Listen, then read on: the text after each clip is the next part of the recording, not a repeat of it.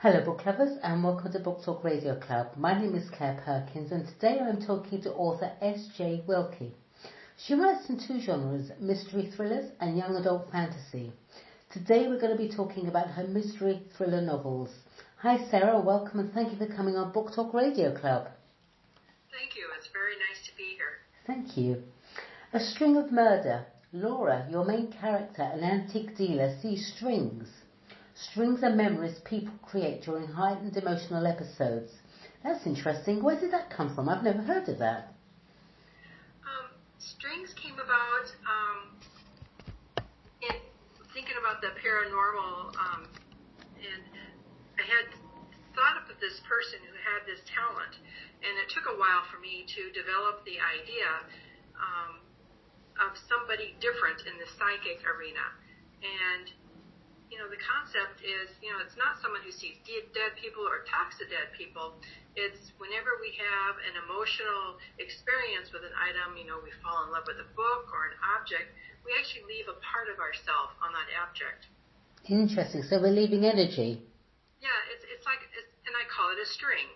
And it's that string that my character Laura can actually read. And it helps her in her being an antique person because she learns the history about people and objects. That's fascinating. Would you like to give Book Talk Radio Club listeners a brief synopsis of A String of Murder, please? Sure. Laura, because of her psychic ability to read strings, she literally bumps into a serial killer, and she relives all 23 murders that this man has committed. And she finds out he's dating her best friend. And so she knows her friend is in danger. But you don't just go to the police and say, oh, hey, I'm psychic. This person, who just happens to be a well-known, well-liked member of society, is going to kill my best friend. It's not something you can do. The police are going to look at you like you're a kook. Sure. So she has to figure out how to save her friend and get this man caught by the police. And so that's the premise of the whole book, is of her trying to get this figured out. I'm fascinated by the idea of these strings. I love this. You like to make your characters as real as can be. So is Laura based on one particular person or an amalgam of people? Laura is a mix of people.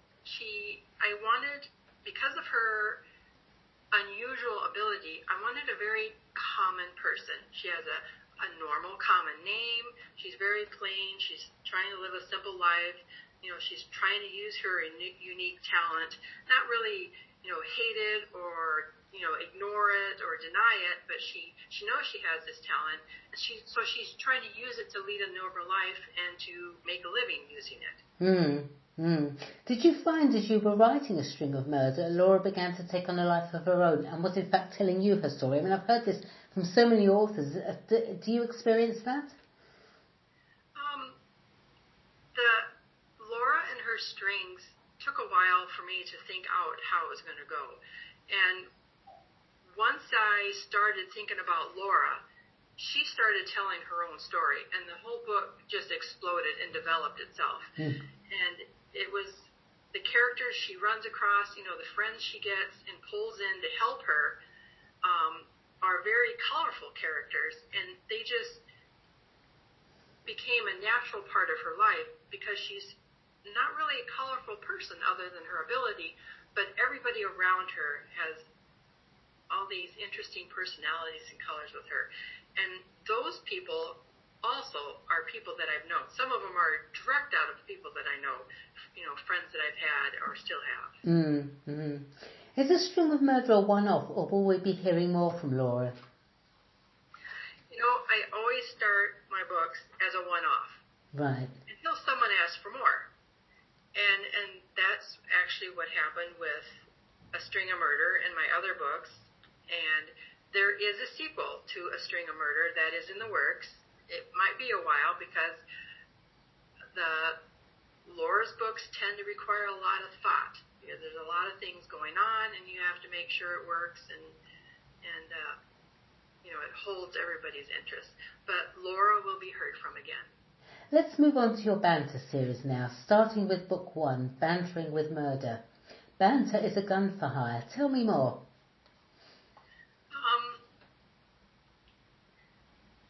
Banter is, I love strong female characters, and banter rose just out of a daydream of a woman in control who likes to take out the bad guys, despite the fact that how she goes about it is against the law.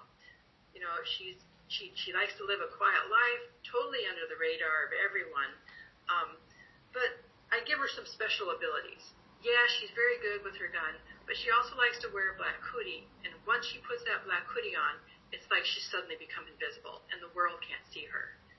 And she's just a very fun character to work with. Is it unusual to have a woman as a gun for hire? What led her to being a gun for hire? When I write a book, I don't always tell everything about a character. And so your second question, I can't really answer. You have to read, learn, and grow just as the character does, and you actually have to read the first 2 books in the series to understand why she became a gun for hire. Right. And yes, it is a bit unusual for a woman to be a gun for hire, but she's such a very unusual lady. You know, she's not the typical tall willow Louis blonde, you know, that catches the eyes of every guy. She's short, she's very skinny. In fact, the only place she can carry her gun without it being noticed is on her back.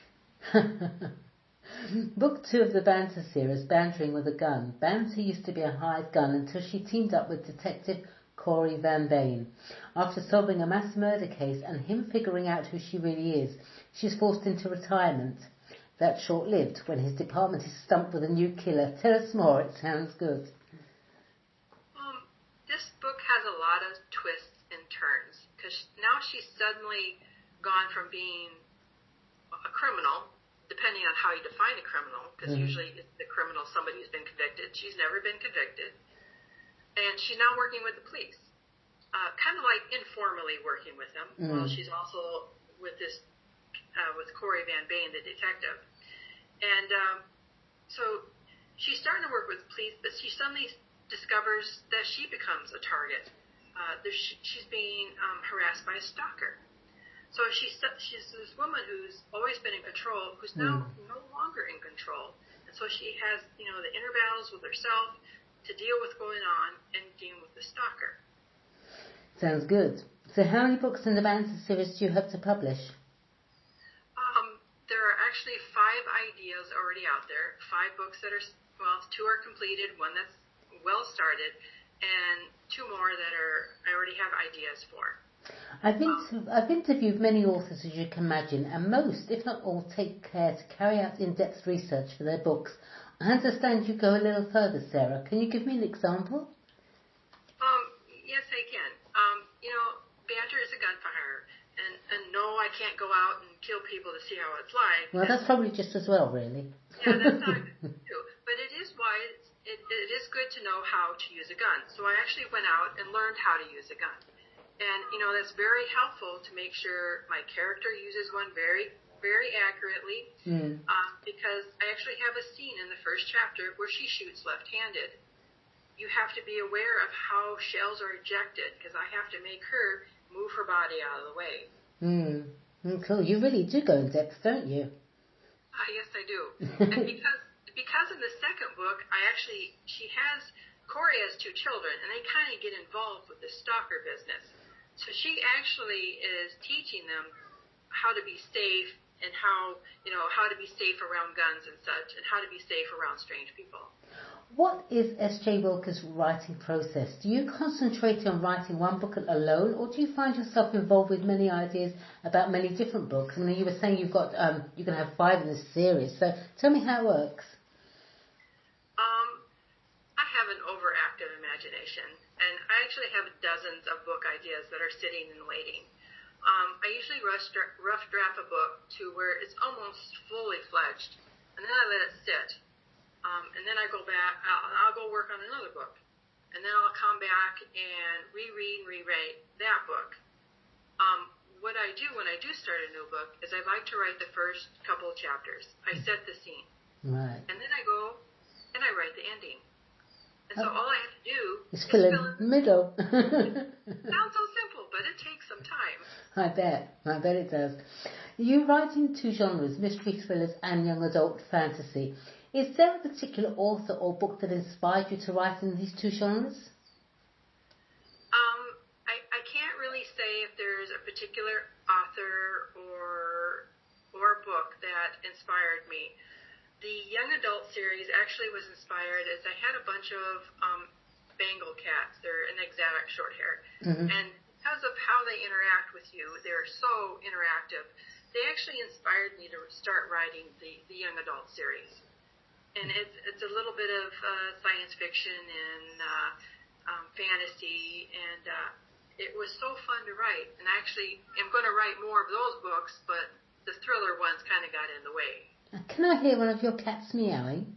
Yes, you do. She wants to come in here and join me. It's funny you say that. My dog's whining outside my door of my studio. Why don't we just get the cats and dogs together and let them interview each other? Here we go. So do you see yourself trying in any other genre, and if so, which one? I really like the thriller mystery arena, but it's not limiting because, for example, A String of Murder has a touch of the paranormal. So, I can touch on that and still have my thriller mystery.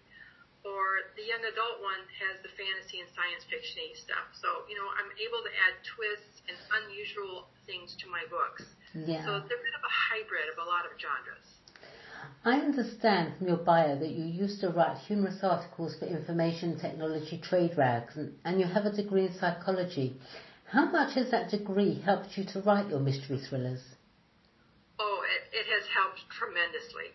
Because in A String of Murder, which is very much a psychic thriller, Laura, the character, has to get into the mind of the killer to figure out how he operates. Right. So, knowing psychology, I'm able to create characters that stay true to who they are and how they deal with things. It helps with dialogue and helps, creating those uneasy situations that you need in a mystery thriller. Yeah. But it also allows you to create those moments of humor. Yeah, I can imagine it does help actually, because you can really put something into your characters, can't you? Knowing how people tick, as it were. Yeah. So what's next for Sarah Wilke? I'm probably going to be working on the Banter series. I want to finish those books up before I go back to A String of Murder. I do have a really dark mystery that's sitting on a back burner. I would like to get back to that one as well. All I really do is just have to sit down and start writing, and the ball starts rolling. So it's all just a matter of time. Where can Book Talk Radio listeners purchase your books? They're all available on Amazon. All of the mystery books, except for the second Banter, Bantering with a Gun, are available as hard books. Otherwise, everything is available as an ebook. I am getting them out on the Apple platform, although that's taking a little doing. Otherwise, as that changes what platforms are available, I am keeping that update on the website, which is www.imsarah.com. Fantastic. All right, well, thank you, Sarah. Please come back on Book Talk Radio Club when you've published your next book. I'd love to chat with you and hear more. In the meantime, good luck for the future, and thank you for listening to Book Talk Radio Club, everyone. Thank you very much. Thank you.